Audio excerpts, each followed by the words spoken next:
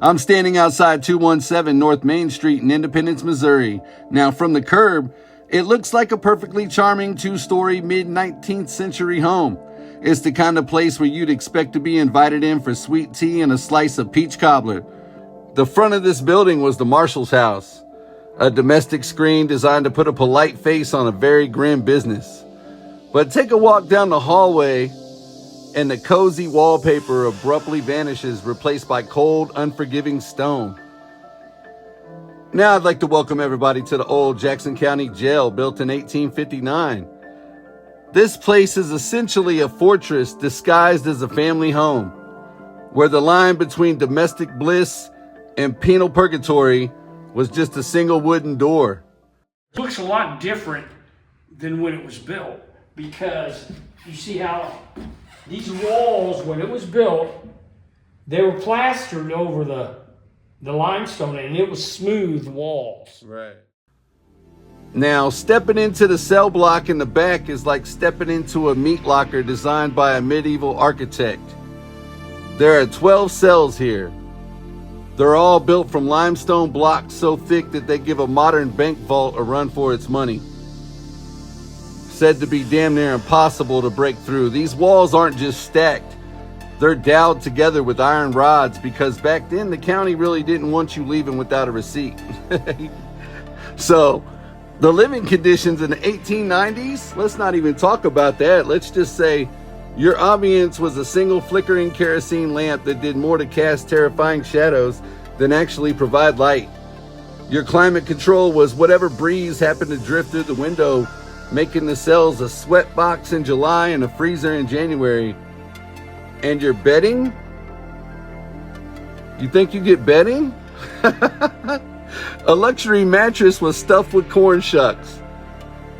You know, it's the kind of place where the silence is so heavy you could practically hear the despair vibrating in the stone. But the history here isn't just depressing. It's downright explosive. Take the night of June 13th, 1866, a gang of heavily armed bushwhackers, likely Civil War guerrillas who didn't get the memo that the war was over, rode into town to bust out a horse thief named Joe Perry. Now, when they demanded the keys, Marshal Henry Bugler, he didn't blink at all. He raised his weapon to defend his post, but the gang opened fire. Some men came in the middle of the night, and he happened to be sleeping in here that night, instead of upstairs in the bedroom. And they came beating on the door, and he opened the door. Of course, he probably had his shotgun in his arms, but when he opened the door, they shot and killed him. They came to break out some of their friends. So he was shot and killed right here. Right in that doorway, yeah. Wow. Right here, and this is the only picture we have of him. That's Henry Bugler, and they had him laid out in the parlor. And that's a picture of his body right there. Right, yes. Wow. In the parlor in there. Bugler was killed instantly in the chaos. A stray bullet pierced the ceiling, severely injuring his 4-year-old son who was sleeping upstairs. Now, while the gang tried to burn the whole place to the ground, the townspeople eventually chased them off.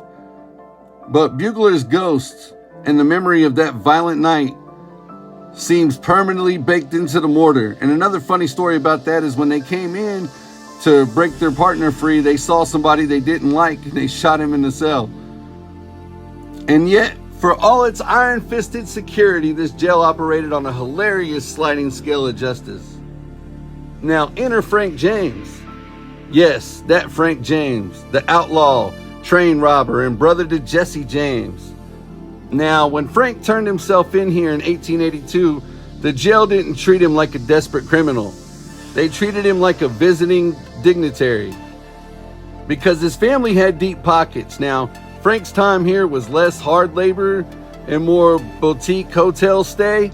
While regular inmates were shivering on corn husk, Frank's cell was outfitted with fine carpets and plush furniture.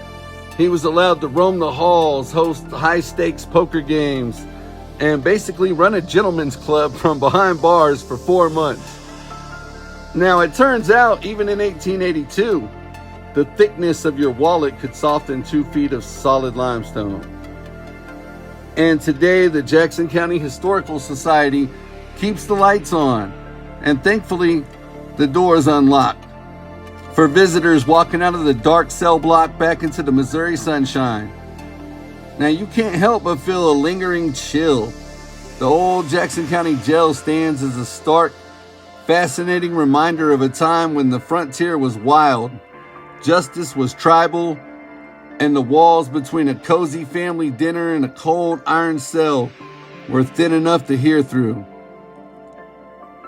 But this your boy Mack Malone, the KC journalist, reporting live from the old Jackson County Jail. See you guys on the next one. This one was really fascinating. More to come. Love y'all. Peace. Let's go. Mack Malone, he's your KC journalist. Mack Malone, he's your KC journalist.